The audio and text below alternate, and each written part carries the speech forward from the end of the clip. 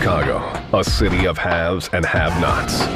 The famous Gold Coast stretches along Lake Michigan, glistening with high-rises and luxury shopping. Yet just 5 miles away is Pilsen, a predominantly Hispanic working-class neighborhood. Roughly a third of its 40,000 residents fall below the poverty line. To them, Pilsen is simply El Barrio, a place where they feel forgotten. It's a biased system. It's a broken system. Something else is broken here. One gang has made this neighborhood a bloody battleground, a place where power is won and lost every day. They'd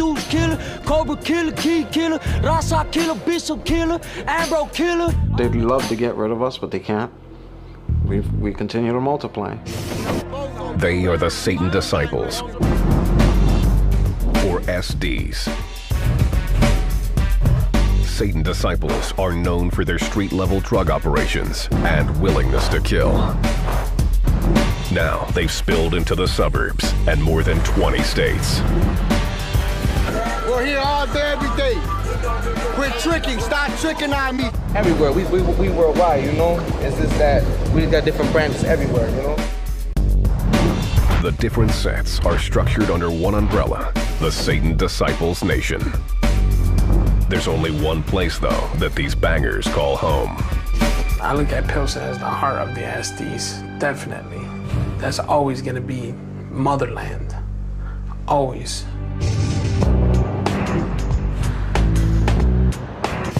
"33-year-old Wicked D knows these streets well. A high-ranking SD, he's been busted for stealing cars and armed robbery. If I have to use a gun, then I'm gonna use a gun. I'm gonna take their life before they take mine. Wicked D has been part of the SD family since he was 13. I was pretty much abandoned by my parents. Left me out in the hood. All the Satan Disciples organization, they took me and they raised me.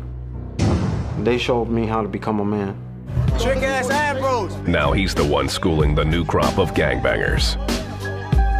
I'm not gonna let anybody disrespect me and my shorties. That includes defending them to the death against their rivals.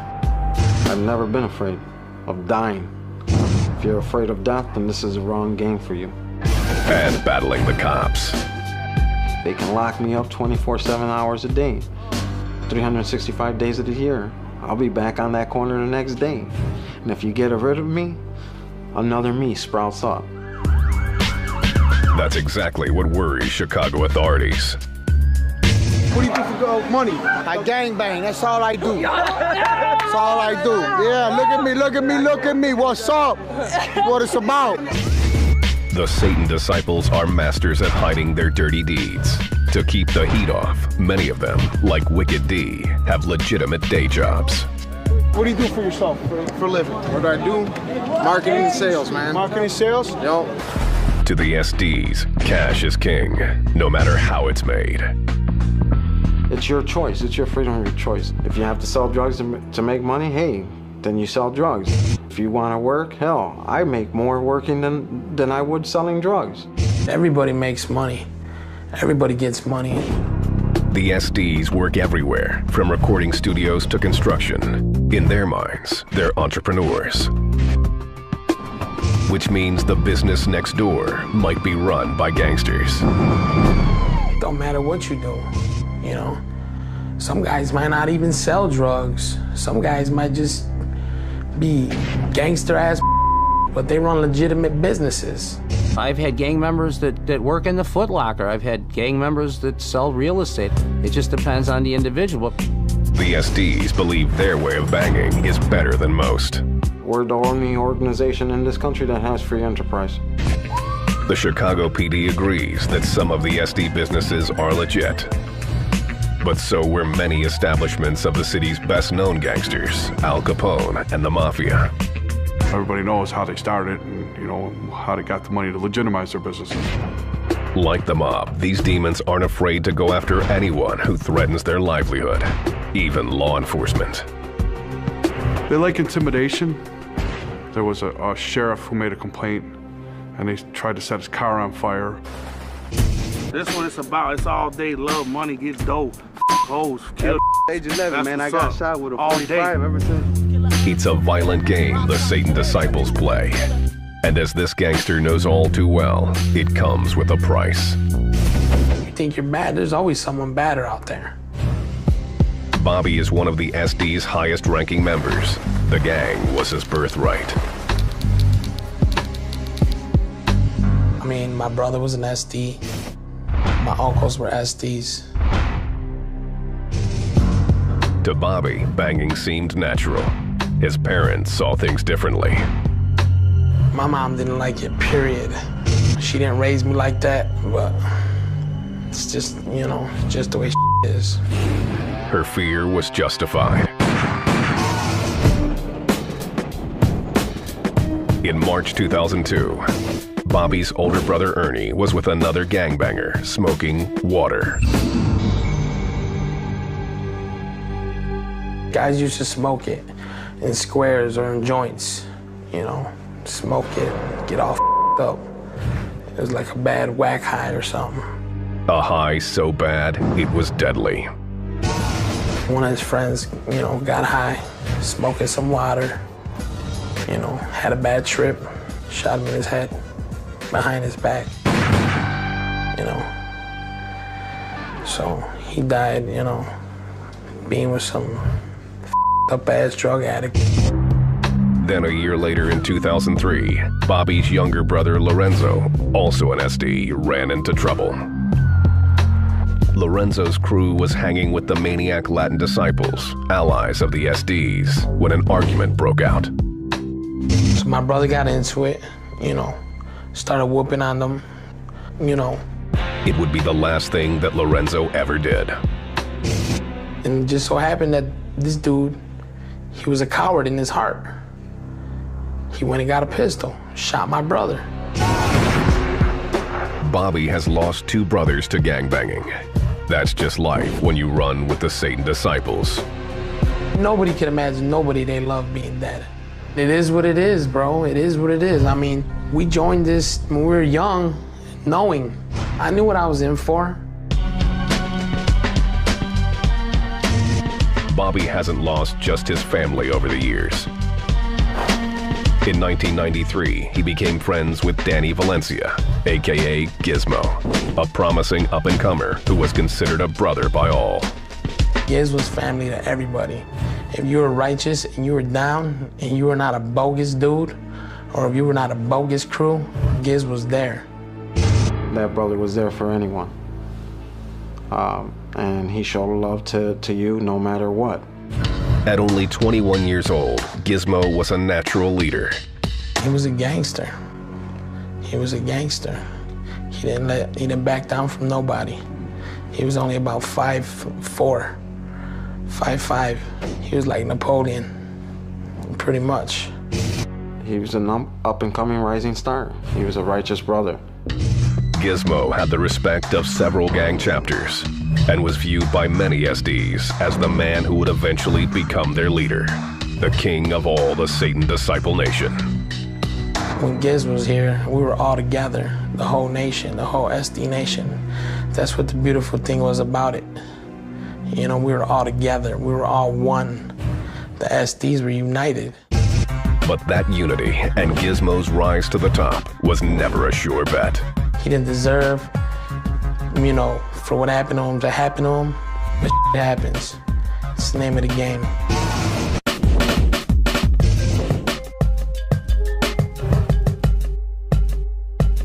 On Chicago's South Side, in the neighborhood of Pilsen, one gang rules the streets. We the beast in Pilsen. We the real around Pilsen. We don't hide our faces. We don't trick. We don't tell nothing. 60-year-old Ray is an original gangster with the Satan Disciples, or SDs. We had respect, mostly, you know? Like, they feared us. The son of a Mexican immigrant, Ray grew up in Pilsen during the 1950s. My mom beat the hell out of me every day. Folks' rooms are big, thick rooms, not the ones they got nowadays. The fights at home mirrored the violence on the streets. Racial tensions were high in the predominantly white neighborhood. Puerto Ricans and Mexicans were moving in, and many white residents fled. Those that stayed were less than welcoming. If you're Hispanic or black, you're going to be spit on a lot. Gangs formed for protection, including the Latin Kings and the Vice Lords. In 1960, 12-year-old Ray wanted in on the action. He and about 12 friends formed their own gang. We had a lot of fights with a lot of people, and then we couldn't go past a certain district, so we had to stick together. It's just like, you know, kids at a playground, you know, getting into fights and shit. You know, once you dislike that individual, you're never gonna like them again. Their first step, choosing a name that would inspire fear in their rivals. The Satan Disciples. The Saint sounds bad, you know? The name came with symbols. They modeled their major one, the devil, on a 1950s comic book character. We were always reading comic books. The little devil, you know, like a little scoundrel, you know? You see the diaper devils here. Diaper devils have been in our history for as long as when we first began. Ray's Catholic mother feared her son's affiliation with the devil. She and a friend attempted to perform an exorcism on Pilsen's newest gangbanger. They threw me in a bathtub. Started spitting at me. They drank whiskey and spitting at me and had cigars and blowing cigar smoke all around me. They rubbed raw eggs on me and they broke the egg. Their egg, I swear to God, turned black. Had evil in me, like the devil was in me because of that name and everything. From the beginning, the Satan Disciples had one prime enemy, the Latin Kings, who were based just a few blocks away. That's where the started. I mean, that's where the Kings, they started on 26th Street. The Latin Kings and the Satan Disciples held territories very close in proximity to each other. So they were competing for the same recruitment pool for getting new members of the gang. But a bigger war was brewing, one that would put an end to Ray's battles on the streets. In 1964, the Gulf of Tonkin incident propelled the United States into a military offensive that would eventually become the Vietnam War. To Ray's mother, it served another purpose. In 1967, she enlisted her son with Uncle Sam. She ran over there. She ran and took the bus over there and flew over there and said, "Get him out of here." Ray gained membership in a new kind of club, the Marines. Instead of fighting the Latin Kings, now he was battling the Viet Cong. And that's it. Signed me up. I went in '67. Came out like in '71. Ray returned from the jungles of Vietnam to find that the gang had changed. During his absence, the Satan Disciples had grown to about 60 strong. They were harder, tougher, selling pot and carrying guns. Ray, now a former Marine, wasn't impressed. He officially broke ties with the gang. I think the punks, they ain't got no balls. They sell drugs, that's what it is. Throughout the 70s, the Satan Disciples grew stronger. Cops began cracking down on the SDs, busting them for selling narcotics. The SDs soon found themselves in Illinois' prisons, along with the Latin Kings. They realized they were outnumbered. So in 1978, the SDs became part of the Folks Nation, a syndicate with the Gangster Disciples and other Chicago street gangs as members. If you're a Satan Disciple, you're a part of the Folk Nation. And that's how it's kept, in order to protect ourselves and show our own protections. It's from within the Folks Nation alliance that the SDs became more organized. Taking a page from their new allies, they wrote a constitution, one that included a unique code, number 7. And it spelled out that free enterprise is permissible and, encouraging independent business. Free enterprise, any way to better yourself to make a living. The other gang constitutions, they don't speak of making money. It's not addressed.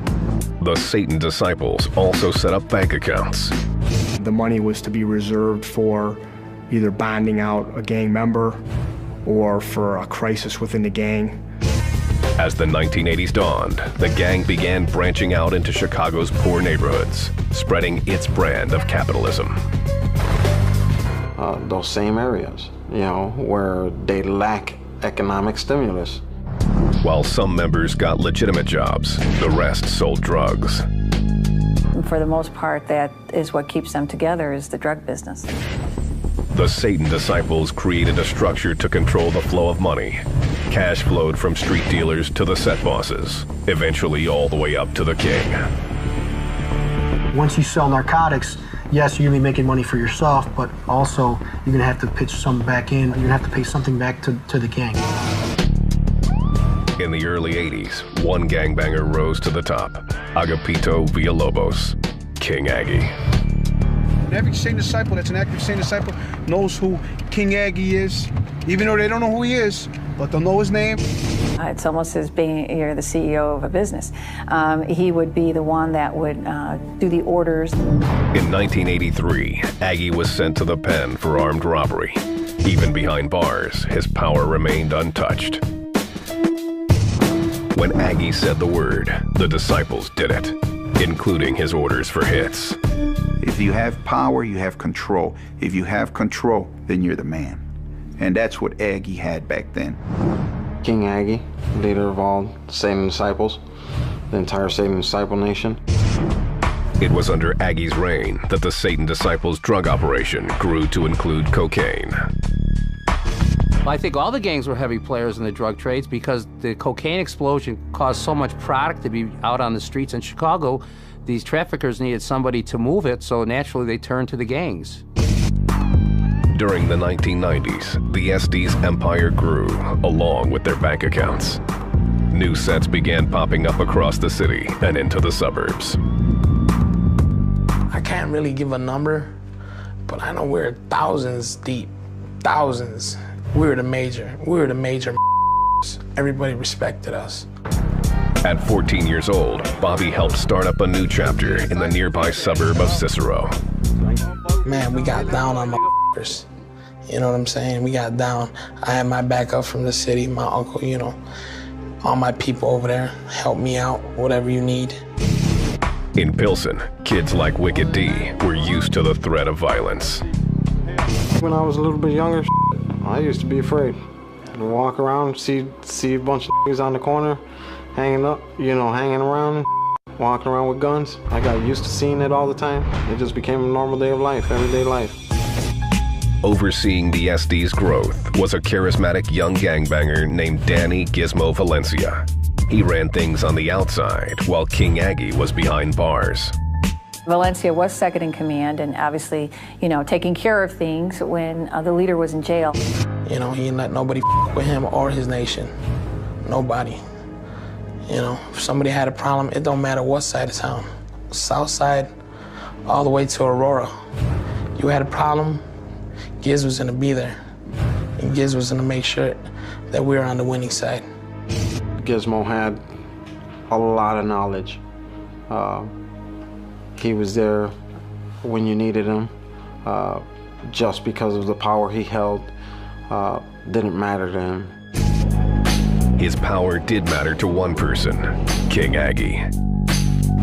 To him, Gizmo was an upstart who hadn't put in the necessary work.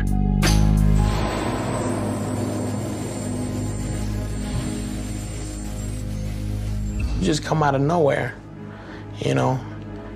You know, these guys have been SDs for 20 years, and they've put in a lot of SD work, a lot of nation business. After 12 years behind bars, Aggie was released from prison in April 1995. Now 40 years old, he expected to assume his place atop the SDs, but things had changed in his absence. By the time that Agapito got out, I think there is some kind of a little generation gap. A divide began growing, pitting the young guns against the old guard. It all came to a head at a gang meeting in November. King Aggie wanted to use gang money to purchase guns, with him overseeing the process. One of the members questioned him, challenged him on the collection of dues, because the question was, hey, what exactly is our money going to? Word on the street was the king was using gang funds for his personal pleasure. So the question was he using the money for himself, or was he using the money for the gang's guns and whatever else they need? King Aggie took offense, but his challengers went one step further.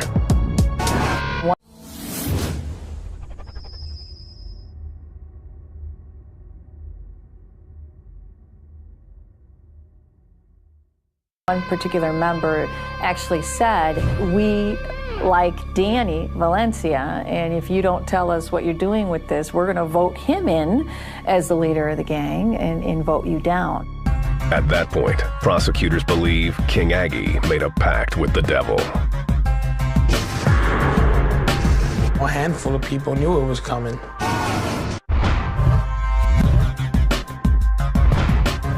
For more than 40 years, the notorious Satan Disciples, or SDs, have terrorized Chicago's South Side neighborhood of Pilsen. On building after building, they claim their turf with tags.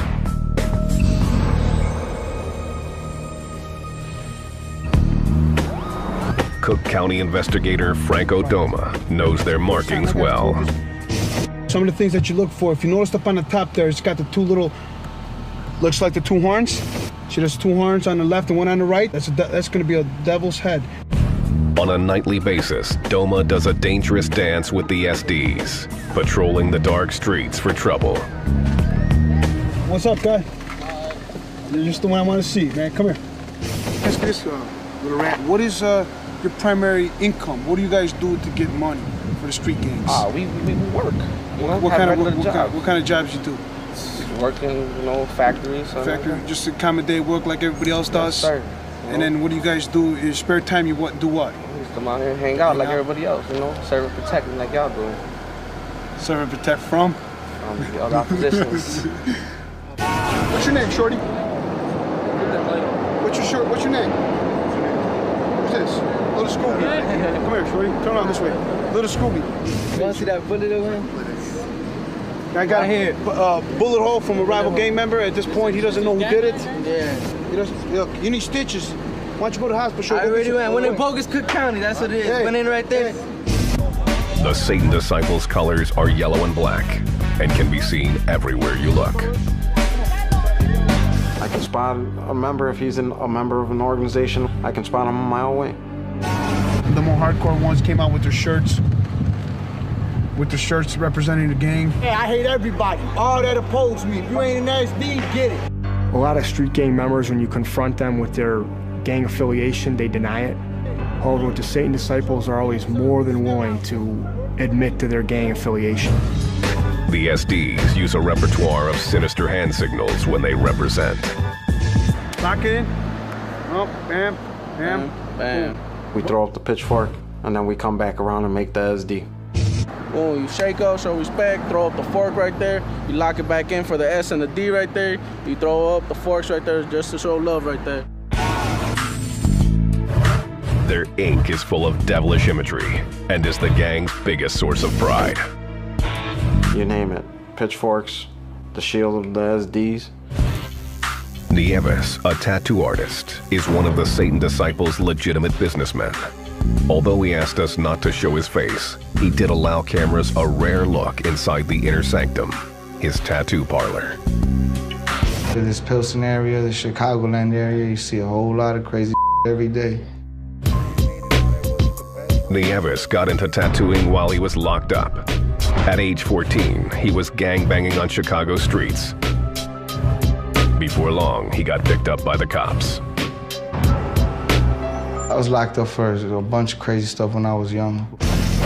He did his bid in the Illinois Youth Center in St. Charles, struggling to fill the hours until a cellmate showed him how to make a gun.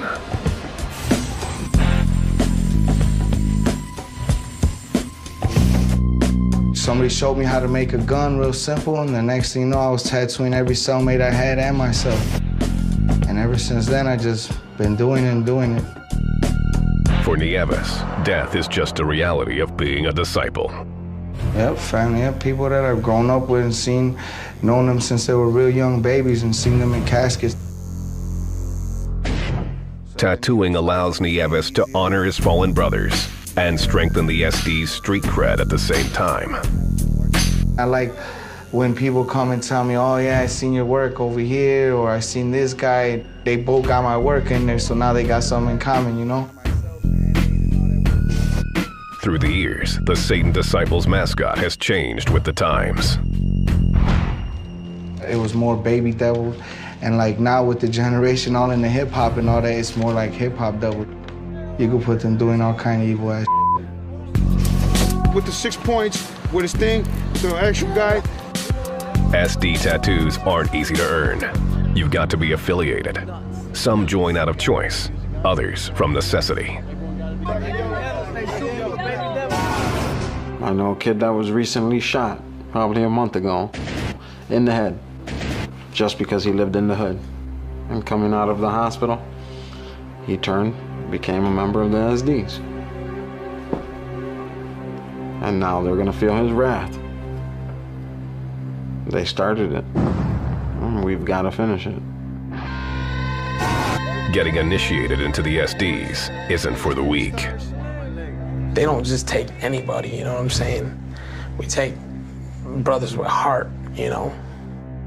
Having heart requires surviving an initiation rite where the newcomer is violated.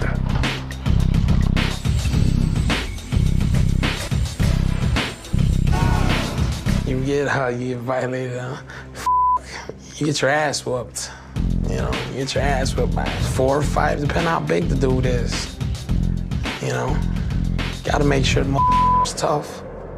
The bigger the initiate, the more gang members involved, and the longer the beating. A couple minutes. Dude, it's like forever. You know? Once in, a new recruit has to follow the Satan Disciples' constitution. In addition to encouraging free enterprise, this document lays out the rules. No rape, no hard drug usage, and most importantly, no snitching. You know, tricking or becoming, you know, an informant is a very bad thing because it shows lack of trust, lack of confidence. And to us, that's a very important factor. All meetings must open and close with an oath and prayer. But who are these devil-wearing gangsters praying to? Something I probably wouldn't want to talk about? No. If the SDs worship anything, it's cold, hard cash. And they have the gang's blessing to do whatever it takes. Everybody does different. Some guys are just all out there doing whatever, taking care of whoever they gotta take care of. To the SDs, the real devil is the strong arm of the law. They want to keep us down. It's the system. It's all up. Chicago's Southside, 1995. For more than a decade, Satan Disciple leader Agapito Villalobos, aka King Aggie, had overseen the gang's most lucrative years from behind bars. Now he was back on the streets and wanted to reclaim the throne, but the SDs weren't having it. The respect wasn't there. On November 1st, at a Satan Disciples meeting, a member suggested that King Aggie step down and allow his right-hand man, a popular 23-year-old named Danny Gizmo Valencia, to take his place. So that meeting was held, and that meeting was very, for Villalobos, obviously, disturbing. The meeting broke up around 11 p.m. Just a few hours later, at 4 in the morning, Gizmo was summoned by the king. And he was paged to go back to Aggie's house. Gizmo drove to Aggie's home. He got out of the car, unaware of what was about to happen. When he arrived through the gangway, through the back from the alley, they actually shot him in the back. The man many SDs thought could lead them into the next millennium was executed. Gizmo got shot over 10 times in his face. well, you know, in his head. They either had the gun right up to his head or, you know, within a foot from his head, because there was actually stippling around the wound, which indicates close-range firing. I just know he got shot a lot of times, and he died a horrible death, and he didn't deserve it. Witnesses told police that the shots came from the neighboring alley. They also provided a motive. What we learned, again, from witness who overheard a conversation, Valencia was going to be hit that particular day because Villalobos wanted him hit. Chicago authorities charged 3 high-ranking Satan disciples with first-degree murder. King Aggie, the godfather of the disciples, was one of them. He skipped town, though, before police could arrest him. 6 months later, the King was picked up in Dallas, Texas, and extradited back to Illinois. In the ensuing trial, one shooter, named Vicious Trejo, was convicted and sentenced to 30 years in prison. The other defendants, including King Aggie, walked after a key eyewitness changed her testimony. She, as we would say, she flipped us, so I believe the judge felt that her testimony wasn't enough to convict Villalobos beyond a reasonable doubt. The court may have found Aggie not guilty, but the Satan disciples had their own opinion.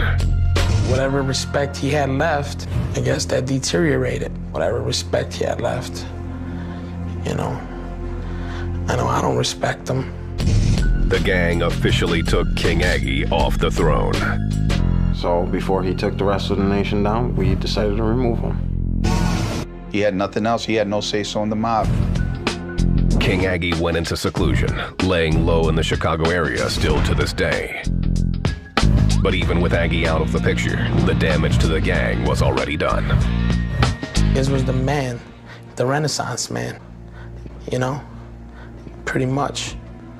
So, you know, when he got killed, you know, that was the worst thing that could have happened to us. Slowly, the infighting started. A lot of guys played both sides for a long time. At the turn of the century, a handful of SDs jockeyed for the top spot. With each new power struggle, the gang fractured a little more. The guys who wanted to run after they felt they had Giz out of the way, they weren't doing but getting high, you know. They were celebrating, but they should have been crying because everything was about to go down the drain. Everything.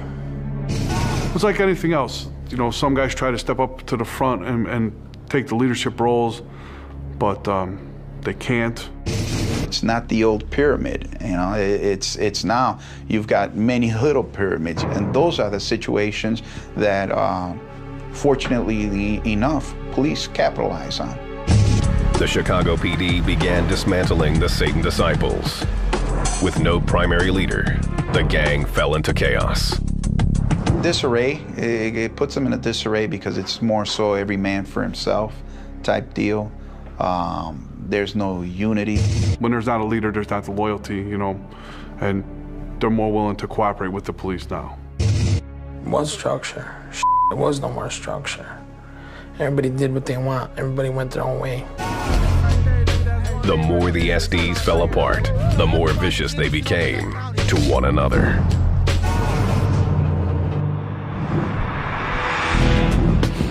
August 1999, in an apartment on the northwest side of Chicago, Satan disciple Teodoro Baez, aka Mandingo, got into an argument with fellow SD Juan Estrada over a drug deal. As Mandingo admitted in this interrogation video, things got out of control. At first, I tried to negotiate with him, and then when I felt negotiation was not possible, I reacted in a truly hostile manner. Mandingo pulled out a gun. Juan underestimated him. Shot Juan when he wasn't looking, you know. Mandingo continued the assault, stabbing Estrada 59 times with a samurai sword. His demonic rage didn't stop with Juan. Juan was, you know, had somebody with him, you know, that wrong place, wrong time for that person. That person was Juan's girlfriend, who had been waiting for him in his car. Mandingo lured her into the apartment and then stabbed her to death. He then took the samurai sword and dismembered both of their bodies. What did you do with the swords? I cleaned them up and left them around the house to try to think of some elaborate scheme to get rid of them. Mandingo spread Juan and his girlfriend's body parts all over town. Most of the woman's body was found by some West Side railroad tracks, while Estrada's torso turned up in a vacant lot. What did you clean up with? Cleaning solution like 401, Fantastic, things like that. A few days later, the rest of Estrada's body was found floating in the Chicago River. Nobody deserves that. But he lost his life, she lost her life, and there will never be another dude like Juan. Mandingo was put on death row, and the Satan disciples continued to spiral downward. The only question was how low would they go?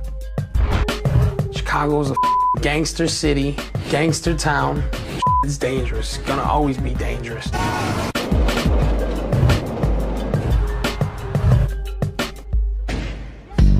At the turn of the millennium, the Satan disciples were struggling. Nearly 5 years after Gizmo's murder, several potential chiefs tried to step up, only to fail. The individuals that tried to step up and take weren't liked by many other sections or branches of SDs. Just didn't work out. Either they're getting mixed up, wrapped up in drugs, selling drugs, who knows? But everybody had their downfall.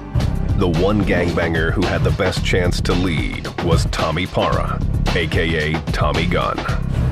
Tommy Parra was very influential. He was a sharper individual. He took over the SDs, but his reign was short-lived. In March of 2000, in a housing area called Rockwell Gardens, federal agents launched an undercover operation codenamed Operation Rock. Slowly, they got inside of the SD's drug trade. We would pose as just regular middle class, you know, hardworking like factory workers, truck drivers. We get dirtied up, you know, and dirty our hands, you know, dirty our clothing. The undercover agents would enter the Rockwell Gardens building to make drug buys, usually purchasing pot or crack cocaine. The business was conducted in or around that stairwell. Once you get down to the stairwell, usually there was more people down there. They'd pat you down, they'd put hands on you, make sure you didn't have a weapon on you. You buy your narcotics, you're off to do another one. For more than 2 years, authorities built their case. Agents say Tommy Gunn was going outside the SD family to conduct gang business, supplying the gangster disciples with narcotics. All bets are off when it comes to money. A lot of times it's not about the gang turf, it's about making money, and it's about distributing either heroin, crack cocaine, marijuana, and that's what this group did. If you ask me, he didn't have any business with them, period. Shouldn't have had business with them. Using surveillance video and wiretaps, investigators tracked Tommy's every move. In September of 2002, they arrested him and charged him with drug trafficking. Then they found out something surprising. Tommy Parra, his father was a captain with the Chicago Police Department. While authorities say Tommy's father was clean, his son was deeply entrenched in the drug trade.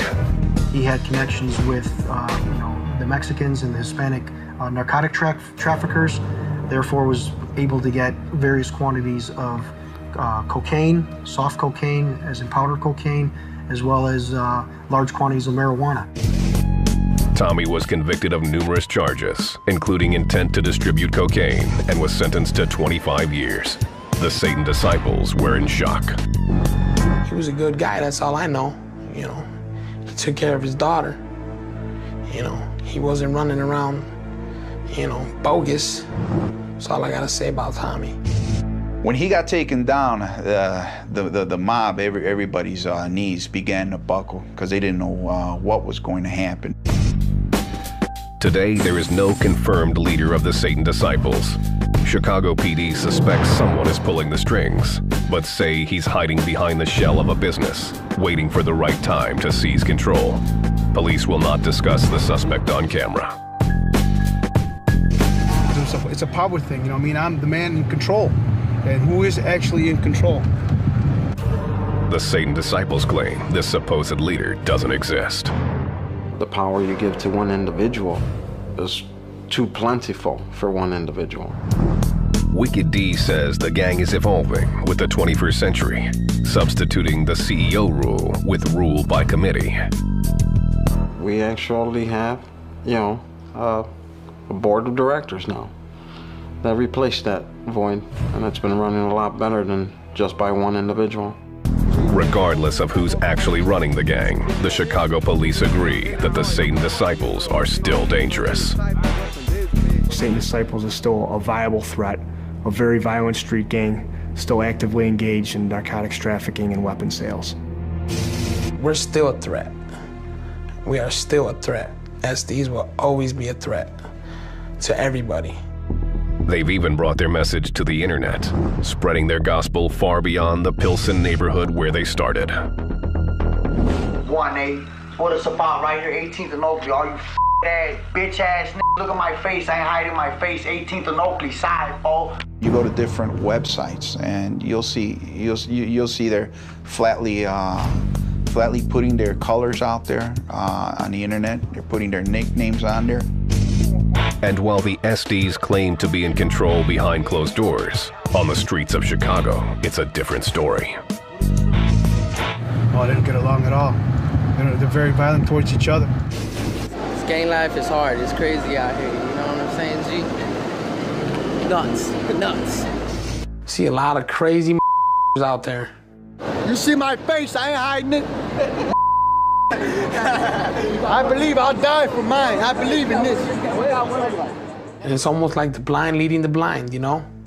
Bobby is still a Satan disciple, but claims to stay away from the gang banging of his youth. I don't know, man. Some kids ruining their lives for something that they don't even know the meaning of. Today, he works construction for a former gangbanger and tries to put food on the table for his wife and kids. Give me a paycheck, you know, so I can take care of my family.